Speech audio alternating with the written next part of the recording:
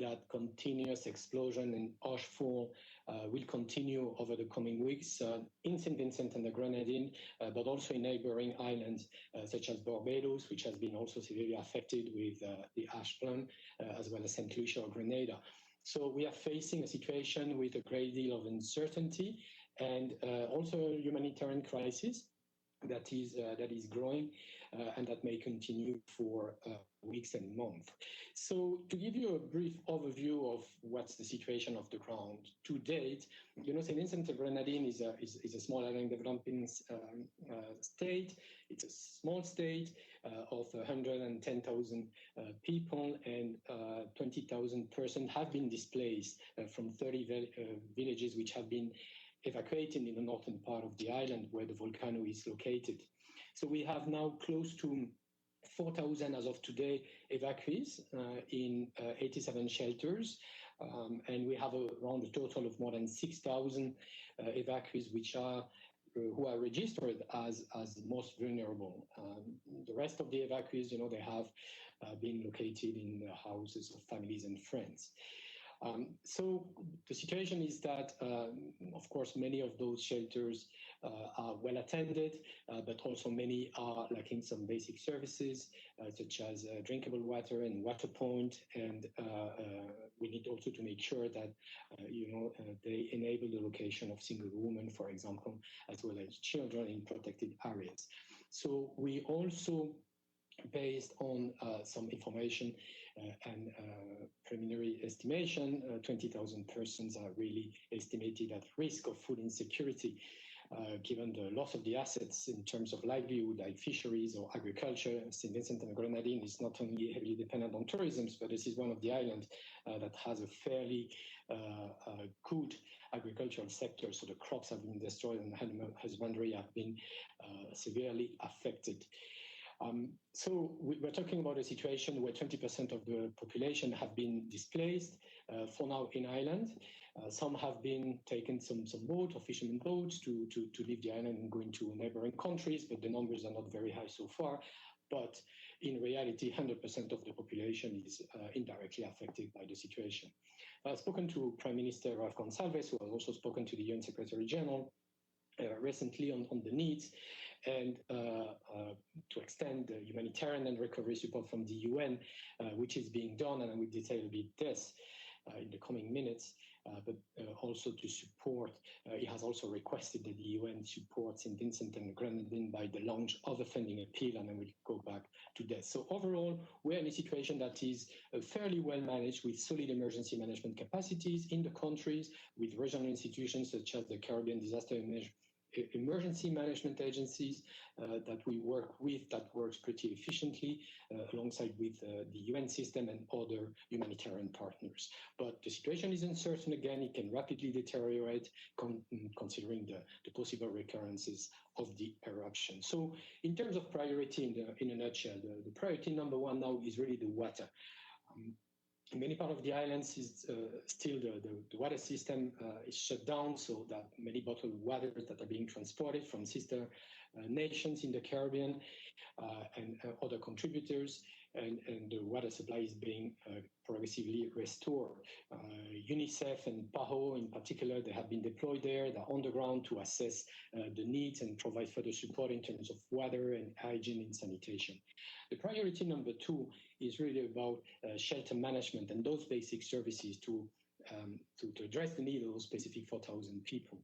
That includes sleeping needs, cots, but also some basic supplies in terms of hygiene, for example. And we're working with the government now to use a digital registration along with WFP, the World Food Programme, that has been one of the first responders in the crisis, with 4 people currently on the ground to work on this, as well as supporting the family with the support of support in terms of cash transfer, so that those affected families in shelters and other vulnerable are able to receive progressively some cash vouchers, so that we move from a system of food catering now to a system where people will cook the meals in those shelters based particularly on those cash vouchers that will be progressively given to the people, and the WFP is supporting this. Other issues related, as I mentioned, sanitation, hygiene, emergency latrines, and of course, we are dealing, and I will come back to this, with a crisis within the COVID crisis. So this is extremely delicate and extremely complicated. So the mask and PPEs and the health aspect of the needs is extremely important. So many health facilities have been affected by the ashes and by the eruption of the volcano. So PAHO, WHO, has deployed people on the ground and is working currently with the Ministry of Health in that respect. The cleanup of the ashes finally is another important priority in terms of environmental health, but also clean up to make sure that life can come back to normal outside the red zone as soon as possible. So we are, at the request again of Prime Minister Gonçalves as UN system, mobilizing experts through the UN Environment Programme and OCHA in collaboration with the European Union, so that we can provide some experts in toxicology, in volcanology, and disposal of the ashes, and elaborate a plan for the cleanup of the island, not only actually in St. Vincent and Grenadines, but possibly in other islands like Barbados. And then we'll have mechanisms, especially supported by the United Nations Development Programme, on rolling out a cash for work system. So we are currently still assessing in detail the needs with several agencies on the ground, WFP, PAHO, WHO, FAO, regarding the agricultural system, UNICEF, in water, health and agriculture, and we'll definitely scale up, based on the request we received from the government, our support. What I want to say is that given the size of the population and the complexity of the needs, and as well the fact that neighboring islands are affected, we will require some additional funding as UN system or the humanitarian partners to be able to extend this technical assistance on the ground. Especially, we are about to initiate a UN funding appeal and response plan to support the humanitarian response, but also the early recovery for the next 6 months. This is a crisis that is going to last certainly more than 6 months in the sub-region, in St. Vincent and other islands. So we also expect, as part of this appeal, to receive some financial assistance from the Central Emergency Response Fund of the UN, so that we can upscale the existing humanitarian response, especially in those 2 areas that I mentioned, water, hygiene and sanitation, and cash transfer to support the families and the most vulnerable in St. Vincent and the Grenadines. What I want to say in the end is that we're really facing a situation that is typical in small island developing states. Small island developing states are highly vulnerable to external shocks, to disasters, climate change. The hurricane season is just around the corner. It's going to start in 2 months.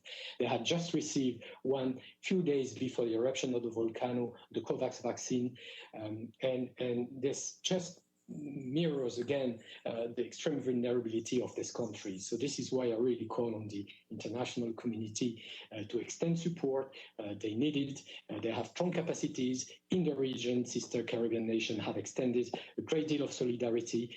The UN is there to respond to this crisis, but it's important that we build further resilience and we accompany them in order to build back better, and especially to address the most urgent humanitarian needs that are affecting the population in St. Vincent and possibly in the neighboring Caribbean region.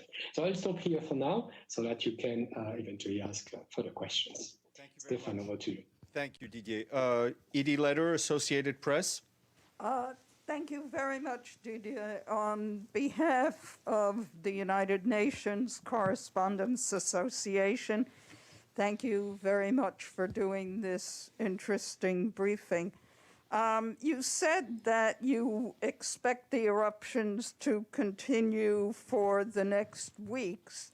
What is the longer-term projection or prognosis for people who actually lived, those thousands of people who lived in the now red zone, for actually going back to their homes and resuming their lives and livelihoods? Is there going to have to be some consideration of moving them to other parts of the island? Go ahead, Didier. Yes, no, thank you for this question. That's a very important and relevant question. I would say that it's very difficult to say first for how long this will last. It can last a few weeks, it can last a few months. We have seen in the past volcanoes have continuously erupted for several months. So the red zone may become a red zone with no possibility for people to return in the very short term. And then we have also to take into consideration risk reduction measures. But the objective is to make sure that people's life can go back to normal as soon as possible, especially in terms of livelihood, agriculture, and health. That's very important to mitigate the tremendous socio-economic impact that this situation will have on the country. So we anticipate, as soon as the uncertainty a bit reduced, but to anticipate also the long term, to do a more longer term damage and need assessment to identify what would be the investment needs over the long term and the long term recovery and rehabilitation needs. And then we'll be able to say, to make some better projection on what would be the appropriate measures to be taken. Thank you. James? James Bays, Al Jazeera. You said that water was the #1 need. Is that a situation you have under control, or do you need more fresh water supplies to be brought in from other parts? Yes. Currently, there are some freshwater supplies and bottled water that are being provided. Material also to be able to provide with water tanks, appropriate water over the various shelters to be accessed by other segment of the populations. So there are different ways of doing this. We also want to minimize the environmental impact by providing, bottled water in high quantities. So we're trying to strike the balance between establishing some water tanks in the various shelters and different locations where people can access it with additional fresh water that is currently being shipped from the neighboring countries. I can say that logistics is definitely an issue in the Caribbean. There are no flights, and you can imagine. So we are relying on various vessels, including from the defense forces from various neighboring countries. Should it be Caribbean countries like Barbados, like Trinidad, like Antigua, but also France and the UK that are really helping a great deal in this crisis. Thank you. Philippe Rater, AFP. Merci. Thank you for this briefing. First question is, where are you located? Are you in St. Vincent, or are you physically in another place? And also on Barbados, you say there is an impact on Barbados. What is this impact? Is there any ashes on the Barbados, or it's a humanitarian crisis too? Thank you. Yes, I'm currently located in Barbados, precisely. That's where we have our UN hub and from where we operate, in addition to having the people deployed in the ground, besides the existing presence we have in St. Vincent. So yes, I can speak to Barbados. The impact have been the ashes, given the winds. Anytime there is an eruption, the ash plume generally comes over Barbados. So this has started Saturday, and this hasn't stopped since then by intermittencies. So the problem of the ashes falling on the island obviously is around the economic activities, around environmental health, and we are going to work with the government of Barbados to precisely assess what are the critical needs and investment required and measures to be taken in addition to the cleanup of the ashes and environmental health consequences, but also the socio-economic impact, because this situation can have consequences, especially on the most vulnerable household and children, respiratory issues. And obviously, when you are in an island that most of the economy relies on tourism, you can imagine that at least over the short term, what can be the impact of on the economic activity. Thank you. We'll go to the screen now. Toby, NHK, Japanese television. Thank you very much, Stefan, and thank you very much, Monsieur Trebucq, for this briefing. Could you go through the numbers, some of the numbers that you mentioned at the beginning of the briefing as well? You have, was it 4,000 displaced now with 20,000 at risk of food insecurity? Would you mind just going through those numbers a little bit more systematically for us? And my second question is, you said you spoke to the Secretary-General. Can you tell us more about that conversation? Thank you very much. Yes. Well, I mentioned that there are 20,000 people displaced in the island, basically all that were obviously living in the red zone. Out of those 20,000, currently around 4,000 displaced persons are located in 87 shelters. There are more vulnerable people that are not necessarily in shelter, but that are being hosted basically by family or friends. We're estimating there's a number between 2,000 to 3,000, and the registration is ongoing. So 20,000 persons displaced. Out of those 20,000, 4,000 currently in shelter, and this number is growing. Regarding your question about the Secretary-General, the Secretary-General spoke to the Prime Minister, Ralph Gonsalves of St. Vincent, to extend solidarity and the support of the United Nations. And of course, our partners in St. Vincent and the Grenadines, so we are regularly in touch, including myself, with the Prime Minister of Gonsalves. So what he has requested to the UN is to further extend and upscale the support from the United Nations very formally in collaboration with the regional partners. And that is why, as a result of this request made, we are launching in the coming days a funding appeal that will cover the immediate humanitarian needs in St. Vincent and the Grenadines and the other recovery needs for the next 6 months in St. Vincent and the Grenadines, but also in other neighboring countries that have been affected or that are to be affected. Thank you. Stéphanie Fillon, who I think is wearing her Radio Canada hat today. Oui, bonjour, Monsieur Trebucq. J'aimerais simplement savoir si vous pouvez expliquer un peu en français, quand vous parlez de conséquences là, qui vont durer jusqu'à 6 mois, quel genre de conséquences on parle, puis aussi si vous pouvez parler en français des défis par rapport à l'eau. Oui, bien sûr, je parle en français avec mon accent du sud-ouest, si vous permettez.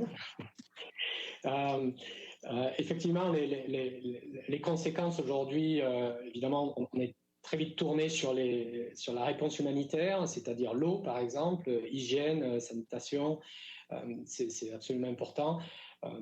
Travailler avec le gouvernement, les organisations régionales en tant que Nations Unies pour faire en sorte que les personnes les plus vulnérables, qui sont aujourd'hui dans ce qu'on appelle les shelters, les habitats communs où ils sont pour l'instant hébergés, ils sont au nombre de 4 000, parmi les 20 000 déplacés, puissent recevoir cette aide humanitaire d'urgence, y compris transfert de cash, pour qu'ils puissent rapidement acheter eux-mêmes et préparer leur repas eux-mêmes dans ces sortes de camps ou shelters.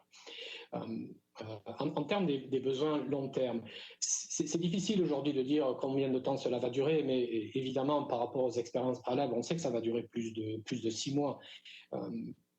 Tout va dépendre de la durée des éruptions du volcan.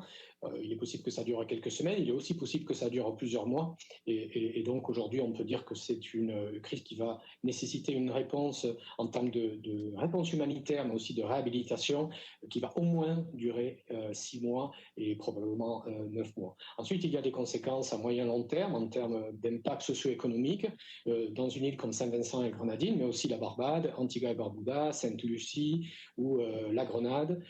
Ou Saint Kitts and Nevis, parmi bien d'autres, ou la Dominique, bien sûr, qui sont des îles très proches de Saint-Vincent, ainsi que les îles françaises, Martinique, Guadeloupe, qui peuvent aussi être impactées en fonction de la direction des vents et où vont être déposées les cendres du volcan. Merci beaucoup. Okay, Didier, merci. Thank you very much. I think you're in the clear.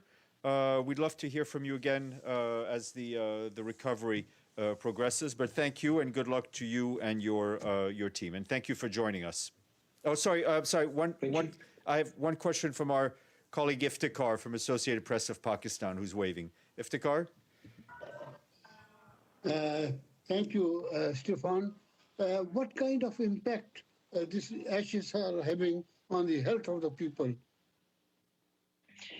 Well, we are precisely assessing this, but this is having, of course, an immediate impact on in terms of respiratory issues, especially children, people having sort of asthmatic conditions and respiratory fragility conditions. So that is why we are currently with PAHO WHO assessing especially what are the consequences, but there are also long-term consequences in terms of environmental health. That is why the cleanup of the ashes and the disposal of the ashes is extremely important. This can have consequences, in terms of water availability, in terms also of animal husbandry, in terms of food production. So it's very important that we're able to address the issue of ashes and disposal of ashes and cleanup of the ashes as soon as possible. And this is valid for St. Vincent and the Grenadines, as well as for Barbados and other neighboring islands impacted. Great. Thank you. Didier, merci. You're off the hook, and I will we'll continue with our briefing here. Merci beaucoup. Thank you. Thank you, Stéphane. Merci. All right, good afternoon. I will start off with the release from UNFPA, the UN Fund for Population. Nearly half of women in 57 developing countries are denied the right to decide whether to have sex with their partners, use contraception, or seek health care. That's according to the UNFPA's 2021 flagship State of the World Population Report, which was released today.